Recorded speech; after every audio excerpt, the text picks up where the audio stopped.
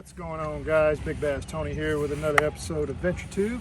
And as you can see behind me, I got my kayak here, and I want to just take a brief moment to talk about some of the upgrades and changes I've made to my Hobie PA14. But you clicked on this video because you wanted to know about my Torqeedo mount. It's a DIY somewhat, so I'm going to start off with that right there, talk about it, and if you guys are interested, you can watch the whole video and see some of the other changes that I've done to my kayak. First, let's start with the Torqeedo. Okay guys, so I found this motor on Craigslist. No, it was Facebook. I actually found it on Facebook. And the guy that owned it is someone I had competed against and didn't even know. And got a really good deal on this motor. I paid 700 bucks for it, and it came with all types of other accessories, and it actually came with a second motor that I did get running. Now it's broken again, but I'm using it for spare parts. Okay guys, so it all starts with the Hobie PA14 power pole mount. Right here, I've had this thing for a long time, made several different modifications to it. If you look back here, all of this right here, all of these aluminum pieces, this came together, made by a guy named Kevin Demuke. Hope I'm pronouncing your name correctly. I'll put his name on the screen. Found him on Facebook. Some of you guys may know him. He makes a lot of different types of mounts for trolling motors for different types of kayaks, so check him out. Anyway, like I said, when I purchased this motor, I had a lot of extra accessories with it, and this is what I came up with. Just this straight little bracket here, and this mounts directly to the power pole mount, and that's pretty much it. Everything else is stock. I just had to put a couple of screw holes right here in this tube, go through the bottom and bolt it, and it's as solid as can be. So I went ahead and deployed the motor so you guys can see easily what I've done. There are obviously a bunch of mounting options for the Torqeedo, some reasonably priced. There's a company that's real popular called Innovative Sportsman that makes a mount. The reason I didn't go with him in particular is because you have to get a longer pylon for your motor, and I didn't want to do all that. So as you can see, I got mine all the way just about as far down as it'll go, and I keep a lot of weight in the back of my kayak, and it works out just fine. If you don't carry much gear, this pylon may not be long enough for you, and it may not work. So let's talk about the steering. I have the steering integrated into the Hobie rudder system. So right below this plate, there's a drum. It rotates when you turn the handles up here. So as you can see,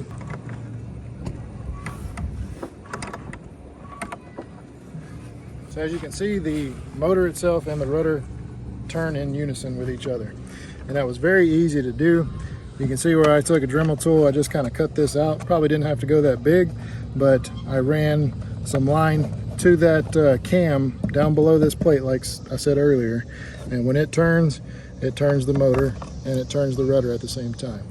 All I did as far as making the connection to the steering mechanism, these are made by, I believe it was Nite Ize, and they come with their own little reflective cable. It's almost like a smaller version of Paracord, and I ran it in some vinyl tubing just to protect it from the sun and make sure it wouldn't fray right here on my edges, but those edges are beveled and smoothed out, so hadn't had any issues, and I've been running this setup for over a year now. That's pretty much the steering. As far as stowing it, I have a little carabiner right here tied to a piece of paracord that I just knotted. As you can see, it just runs behind this Allen right here. It's knotted. Carabiner right here. The cable from the carabiner runs down, passes through this little eyelet here, comes down, and I passed it through the paddle holder right here on the side where the loop is. I go underneath the Boonedox all the way down to another whatever you call these, like a Clam Cleat style. Let me take it off and I'll show you. One of these guys right here. This is also made by Nite Ize, but I just clamp it on right here. Right here on this deck right here. And all I did was cut a piece of tube for a handle and knot it, and that's how I deploy and stow the motor. And since this is the Ultralight 403, it's not heavy, so it takes a little bit of effort to get it to stow, but as you can see, I'm going to pull it here. Super easy to stow. And there you go. As soon as I pull the cord, that little cam cleat locks it in place, and that's it. I don't have to strap this onto anything, and whenever I want to deploy it, I knock it out of the clam cleat, pull it to the side, which is it's easier to do when I'm sitting in the kayak, and the motor just drops. There you go. It's pretty easy. And the kayak does turn pretty sharp. I've seen them turn sharper with other setups, but considering I don't have much money into this, I think it works out pretty well. Now, let me show you this right here. This is I don't know what you would call this, but anyway, this guy right here is homemade. Now that company I mentioned earlier, Innovative Sportsman, they make a plate that goes over your pylon, which makes this motor get cleaner water to the prop and makes it run way more efficiently and faster. And this little piece that I've made actually does work really well too. I just made it out of 2 different pieces of pine wood, polyurethaned it, and then epoxied it and painted it. I had plans to encase it in fiberglass, but I don't think I'm going to go that far. It was just a little project that I wanted to do. I highly recommend the one from Innovative Sportsman. His has a little clip that comes off the back, and it cuts the weeds off of your prop when you're using it. This was a fun little project, and it works a lot better than what I thought it would, and I already had the wood at the shop, and it didn't take me long, and it was free. So that's that. Okay, so as you guys know, a lot of these tournament trails won't allow trolling motors in their tournaments. They may let you use them in practice, but you can't use them during the tournament. So I wanted to be able to take this trolling motor off without any tools. The reason I put the carabiner here, I can take this carabiner off. That was the purpose of these Nite Ize Clips. I can take that off right there. So when Kevin ships out this mount, this is a factory hinge right here. All I did was cut out the factory pin that holds the hinge together, and I placed a bolt with a knob on it with a nylock nut on the other side. So all I have to do is take my fishing pliers. I know I said no tools, but do like that. Unscrew that nylock nut. A little squeaky.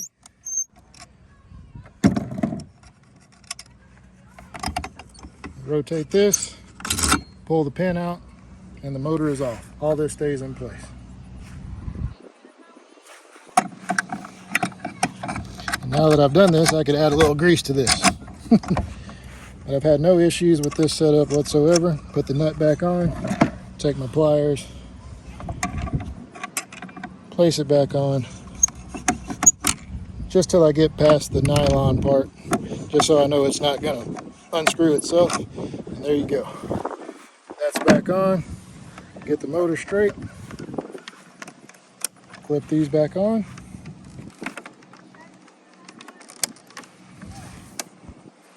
And clip the carabiner back. That's it. We're ready to roll. That took less than a minute, probably 30 seconds, I'm not sure. I'll pull it up for you guys one more time. It'll ride down the road like that too. You could also put a strap over the pylon too if you feel more safe, but it's not going anywhere. So on the controller here, I have the Hobie H rail attachment. This is the universal, just flat platform. I've taken a Scotty mount and mounted that to it. This was part of a Scotty rod holder, half of it. And this other part, if you look right here, the teeth don't match up with this piece here. See how this side has the teeth, this piece does not? I wanted it like that on purpose. I don't even know where I got that piece, but it allows this to rotate. But it's still secure. If I need to change the angle, I can pop it up and lock it back in place. Just like that. And as far as the bottom goes, whatever piece this was from, I had a bunch of kayak parts. I just mounted it to the bottom of this Torqeedo mount. They make custom ram mounts and all that, but this is with stuff I had. And so far it's worked out really good. So hopefully that gives you guys some ideas. If you have a Torqeedo, or maybe you're trying to mount a different style trolling motor on your kayak, hopefully that helps and gives you some ideas. Now just real briefly, I'm going to go through the rest of my kayak, showing you a few of the upgrades that I've done. Still rocking the old Hobie H crate. I've done worn it out so much that this H rail is busted completely through, but you know, still serves its purpose. Still rocking the Boonedox landing gear. I got a small little crack in my kayak. You guys have asked about that before. Does it crack your kayak? And mine finally did, but it's nothing severe. But I will have to fix that probably here in the future. Back here I have the Burley Pro Light 360. I just mounted it right here to the power pole mount. It's a rail blazer mount, just pops in. I have it wired to a switch on the front of the boat, which I'll show you here in just a second. Biggest upgrade for me this year has been my fish finder. I am running a Humminbird Solix 10 now. Great unit. I love this unit. I like the big screen. Waiting for the Mega Live imaging to come out. The second generation, not the first. The first just doesn't look too good, so hopefully they do a better job on Gen 2. But yeah, I will be running live imaging once that improves. Now what's powering this bad boy is a FPV Power 12 volt 50 amp hour battery. This is their first generation battery. They don't even carry this battery anymore, but the reason I wanted it was because of the shape. I like the shape of it, that it was flat, and it has a built-in battery indicator right here on the front. Weird thing is, this thing wasn't working. It was putting out 4.5 volts. And I didn't know what was wrong with it. Still don't know, but I don't know if it balanced itself out. Maybe you guys can help me out. But I had it running a trolling motor on my boat, and trolling motor wouldn't work. Thought it was the trolling motor itself, and come to find out it was this battery. And let it sit for a few days, and now it's putting out 12 volts again. And that was without hooking it back up to a charger. So I don't know what's going on, but hopefully it lasts. I paid a good bit for this battery here. So I added this little ram mount. You guys have seen these. I used to use this on my motorcycle. I've had it for years. Highly recommend these. Just have it on the Hobie H rail 1-inch Ram Ball attachment with a 6-inch dog bone. I can put my phone in there and get some shots, or it's just a convenient place to put the phone. I usually have it kind of lean that way, so if this ever does drop the phone, it would fall in the boat. But these things hold on great, so really don't have to worry about that. And like I said, this is my switches. One is for the Burley Pro 360 light in the back. This one is for my external LEDs, which aren't working right now because I don't have the battery hooked up. But I have white and green if you switch it down. Another upgrade is this T-bone bed extender.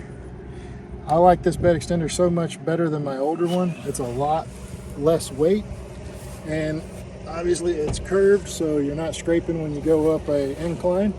It works out really well, but I really just like how light it is when I'm putting it in the receiver. It's just not a pain to work with. And I think the color's pretty cool too. All right, guys, that's gonna wrap up this episode. Hope you got some ideas from it. If you guys have any questions, you know what to do. Leave them below. And I'll have all links to different products in the description as well. So thanks for watching, guys. If you're new to the channel, make sure to subscribe. If the video helped you out, smash that like button. And I'll catch you on the next episode, guys.